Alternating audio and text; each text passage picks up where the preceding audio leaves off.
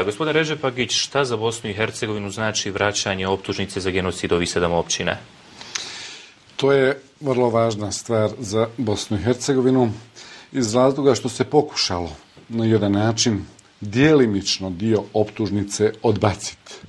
Međutim, vjerovatno desilo se greške u Haškom tribunalu, što su i uvidjeli da je to postojalo. Oni su vratili stvar na prvobitnom položaju i zanada se da će Haag donijeti adekvatnu presudu. I Karadžiću, također i Mladiću.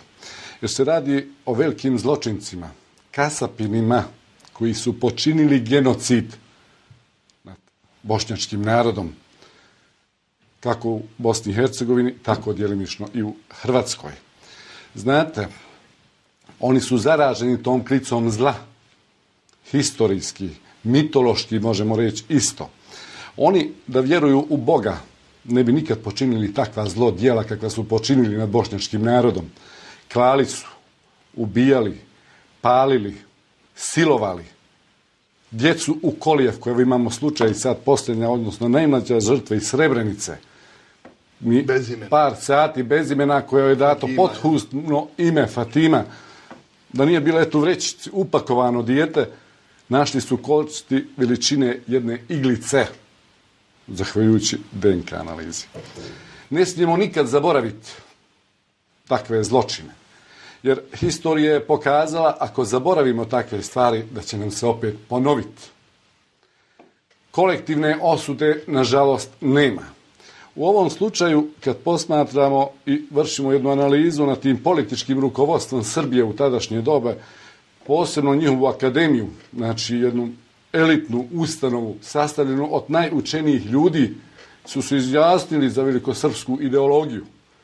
Čak je Milošević izjavio na mitingu u Beogradu u tom periodu, kaže, gdje je srpski grob, bit će Srbija. Znači, ako jedan Srbin preseli na ahiret u Australiji ili u Africi, izrazit će pretenzije prema toj teritoriji, odnosno toj državi.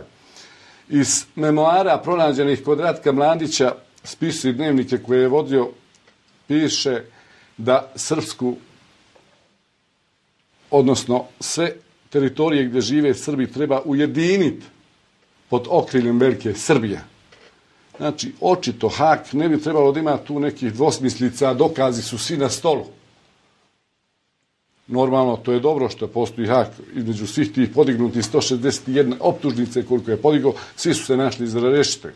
Znači, trebamo pohvaliti rad Haškog tribunala, naravno koji svugdje ko radi taj griješi, potkradu se greške kao što se pokrale u ovom slučaju, kao što rekao, po tih 7 tačaka, odnosno opština Haag izjavio da je djelimično samo od što se radilo o Omravski, što nije povraćeno za ubijstvo naroda, nego kao usled nedostatka dokaza, vjerovatno nisu bile dostavljeni dokumenti, što je nakon toga korekturu izvršio i naravno da treba pohvaliti da je ponovo stavio to na razmatranju u procesu sudstva. U cijelom tom periodu on nikad nije oslobođen bio za ubijstvo naroda u Srebrenici i u drugim mjestima. Znači, to je jedini slučaj djelimično koji se ticao samo Omravske. Omravska. Jeste. Omravska. Samo jednu intervenciju pravne naravi. Haag ne pravi greške. Sud sudi na osnovu činjenica. Dosad se pokazalo da svi propusti su vezani za rad tužilaštva.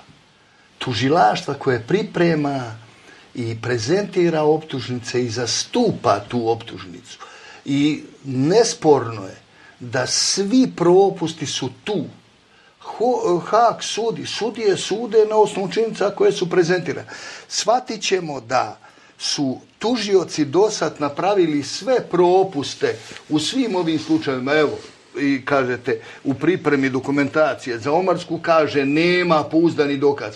Ima jako mnogo dokaza, samo je pitanje šta je tužilaštvo obradilo i spremno bilo da potkrijepi kao element optužnice. To je... Složio bih se što se tiče prirode posla tužilaštva. Tužilaštvo je obavezno i dužno da pribavi dokumentaciju oni su sudijama ti i koji prave greške. Na osnovu kojih će se dokazati krivica, ali neosporna je stvar da postoji tu nevjerovatno puno dokaza.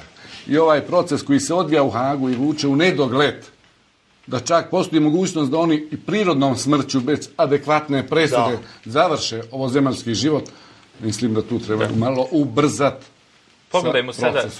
Pogledajmo sada i prvi dio ankete. Građani Sarajeva govore o ovoj temi.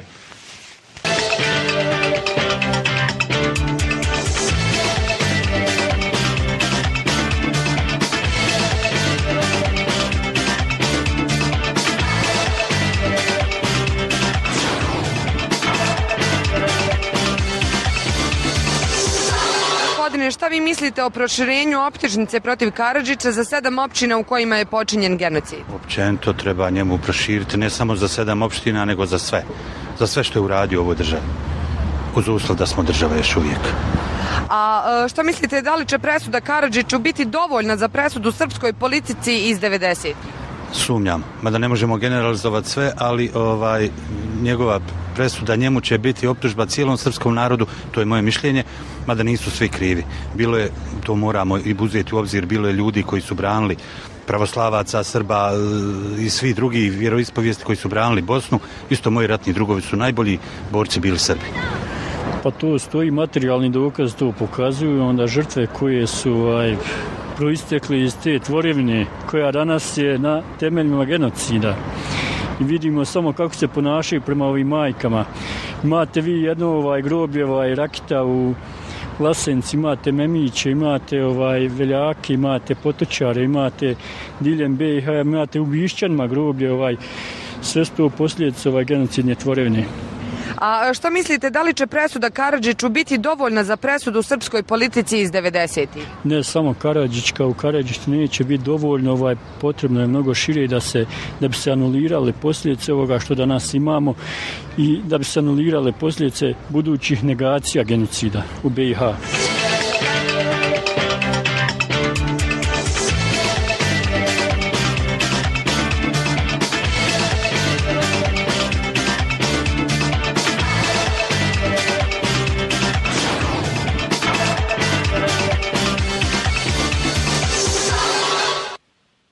Vraćamo se u studio, gledate emisiju 40 minuta, televizije Sahar, program na bosanskom jeziku. Tema današnje emisije optužnica protiv Radovana Karadžića, a naši današnji gosti su gospodin Fadil Haverić, bivši ministar za ljudska prava i izbjeglice Bosne i Hercegovine, i gospodin Husnija Redžepagić, pravnik i politolog. Gospodine Haveriću, kada se dodaju ovih 7 tačaka optužnice za genocid, pretpostavljamo da će se proces protiv Radovana Karadžića, odnosno samo suđenje, produžiti na neko, da kažemo, vrijeme koje možda nije razumljivo za čekanje za sve žrtve rata Bosne i Hercegovine. Pa slušajte, u svakom slučaju nek se sve rasprave, činjenice koje su sadržane u optužnici, to je daleko važnije od vremena koje će se potrošiti na suđenje Karadžića. Ja mislim da je Hag objavio ovih dana informaciju da planira izreći odluku negdje do 2016. godine. Ako se sjetimo da je Haški tribunal i njegovo djelovanje produžavano već u 2-3 navrata odlukama Savjeta bezbjednosti, ne trebamo se mi plašiti dužine postupka, pod uslovom ovo što kaže kolega, da to nije razvlačenje dotle veliko da ljudi završe neosuđeni kao mrtvi ili kao što se desilo Miloševiću.